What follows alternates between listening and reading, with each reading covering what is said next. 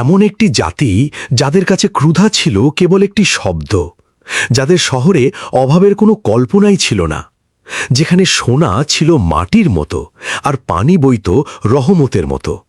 তারপর ভেবে দেখুন, শুধু একটি ছোট্ট ইঁদুর আর মারিবের বিশাল বাঁধ নিজের লেখা ভাগ্যের সাথে গিয়ে মিলল। না কোনো সেনাবাহিনীর হামলা, না কোনো ভূমিকম্প, না কোনো আকাশ থেকে পড়া বজ্রপাত, কেবল আল্লাহর একটি নির্দেশ আর একটি রাত, এবং পৃথিবীর সবচেয়ে ধনী সাম্রাজ্য মাটির নিচে দাফন হয়ে গেল। এটি সেই ঘটনা যার উল্লেখ আল্লাহ নিজে কোরআনে করেছেন। এটি হল কাউমে সাবা বা সাবা জাতি। জান্নাত থেকে জাহান্নাম পর্যন্ত তাদের এই সফর এবং এর পরে যা আসতে চলেছে তা আপনাকে ভেতর থেকে নাড়িয়ে দেবে।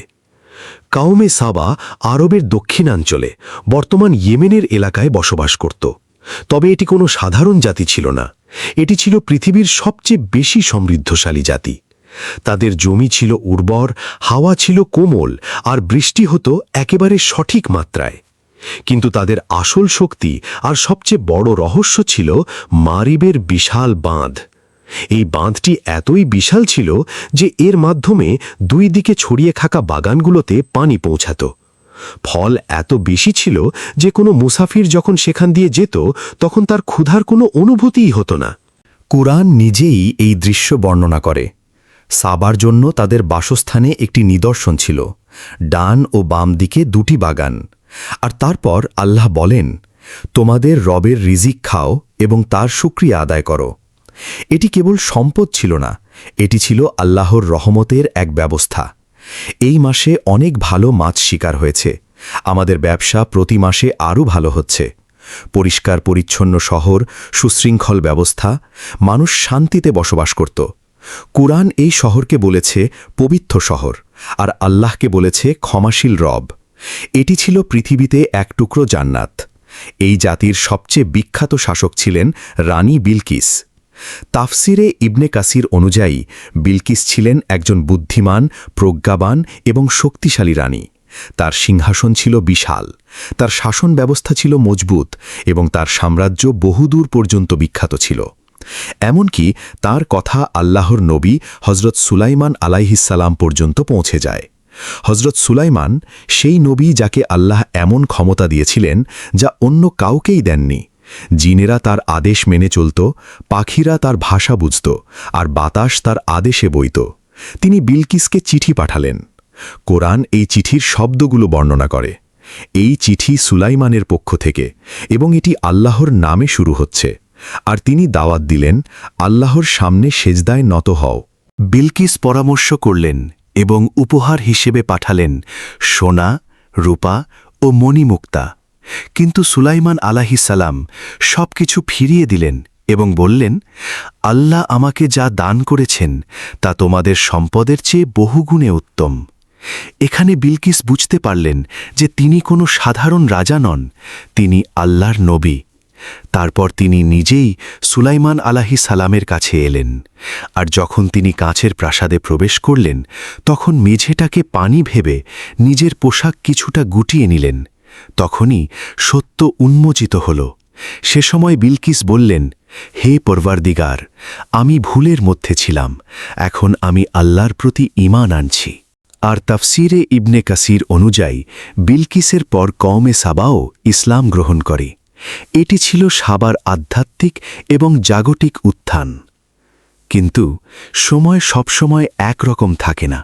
বিলকিসের যুগ শেষ হল, প্রজন্ম বদলালো, শাসক বদলালো। সময়ের সাথে সাথে শুকরিয়ার জায়গা দখল করে নিল অহংকার।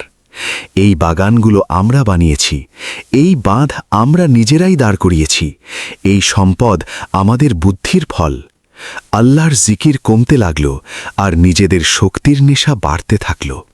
আল্লাহ তাদের সতর্ক করলেন, নবী পাঠালেন, কিন্তু তারা উপহাস করল। নবীরা তাদের বললেন, এই বাগান তোমাদের বুদ্ধির কামাল নয়, এটি রবের রহমত। যদি তোমরা শুকরিয়া আদায় করা ছেড়ে দাও তবে এই রহমত তোমাদের উপর বোঝায় পরিণত হবে। কিন্তু কওমে সাবা হেসে উড়িয়ে দিত। তারা জবাব দিত, তোমরা আমাদের ভয় দেখাচ্ছ? দেখো, আমাদের মারিব বাঁধ পাহাড়ের মতো মজবুত, তোমাদের রব কি এটিও ভেঙে ফেলতে পারে? নবী আবার বলতেন, আল্লাহ যখন পাকড়াও করেন তখন কারণটা বড় হয় না, কেবল তার নির্দেশই যথেষ্ট। কিন্তু সেই জাতির চেহারায় ছিল কেবলই অহংকার। যদি আযাব আসার হতো তবে কবেই চলে আসত। আমাদের সাম্রাজ্য নিরাপদ, আমাদের বাঁধ ধ্বংস হওয়ার নয়, কেউ আমাদের ধ্বংস করতে পারবে না। বছর গড়িয়ে যেতে লাগল। আল্লাহর নবী বারবার বোঝালেন, রহমত গজবে পরিণত হওয়ার আগেই শুধরে যাও। কিন্তু তাদের অন্তর পাথরের মতোই রয়ে গেল। আমাদের সমকক্ষ হতে এসেছে, এর যোগ্যতাই বাকি। নবী ডাকতেই থাকলেন, বাঁধকে নয়, আল্লাহরকে ভয় করো। তারা বলল, আমাদের আযাবের ভয় দেখানো বন্ধ করো, আমরা আমাদের শক্তি আর সম্পদ দিয়ে তা রুখে দেব। আর এখান থেকেই তাদের পতনের ভয়শালা হয়ে গিয়েছিল। কুরআন এখানে এমন একটি কথা বলে যা বুদ্ধিকে নাড়িয়ে দেয়। আল্লাহ বলেন, অতপর যখন তারা মুখ ফিরিয়ে নিল তখন আমরা তাদের ওপর বাঁধ ভেঙে দেওয়া প্রবল বন্যা পাঠিয়ে দিলাম। বর্ণনা অনুযায়ী মারিব বাঁধের ভিত্তিমূলে ইঁদুরেরা গর্ত করতে শুরু করেছিল। মানুষ দেখছিল কিন্তু অহংকারে অন্ধ ছিল। এই বাঁধ আমাদের শক্তির নিদর্শন, এই ইঁদুরেরা এর কিছুই করতে পারবে না। তারপর সেই রাতটি এলো। মানুষ ঘুমাচ্ছিল, শহর শান্ত ছিল এবং মারিব বাঁধ তার শেষ নিঃশ্বাস নিচ্ছিল। প্রথমে একটি আওয়াজ এলো, তারপর আরেকটি, আর হঠাৎ করেই বাঁধটি ভেঙে পড়ল। পানি, যা একসময় রহমত ছিল, এখন গজব হয়ে দাঁড়িয়েছে। মানুষ চিৎকার করতে লাগল। কেউ বলল, বাঁধ তো মজবুত ছিল, খোদার বাস্তে পালাও। কিন্তু পালানোর কোনো পথ ছিল না। কোরআনের শব্দগুলো হল, তারপর আমরা তাদের ওপর বাঁধ ভেঙে দেওয়া প্রবল বন্যা পাঠিয়ে দিলাম।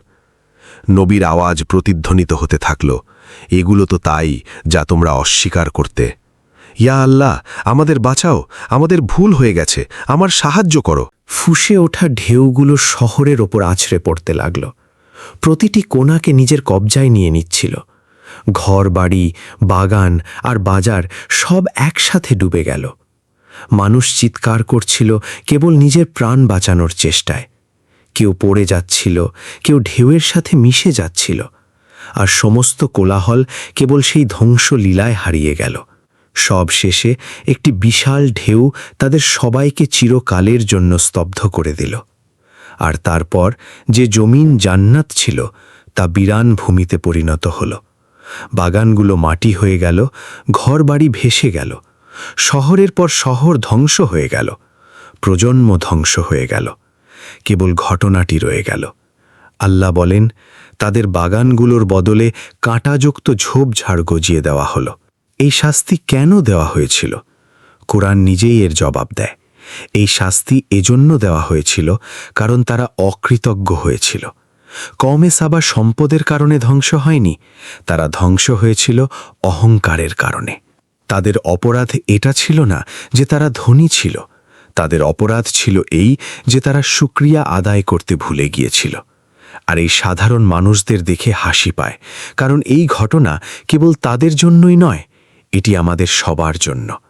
আল্লাহর দেওয়া নেয়ামত যদি আল্লাহ থেকেই দূরে সরিয়ে দেয় তবে তার রহমত থাকে না, আযাব হয়ে যায়।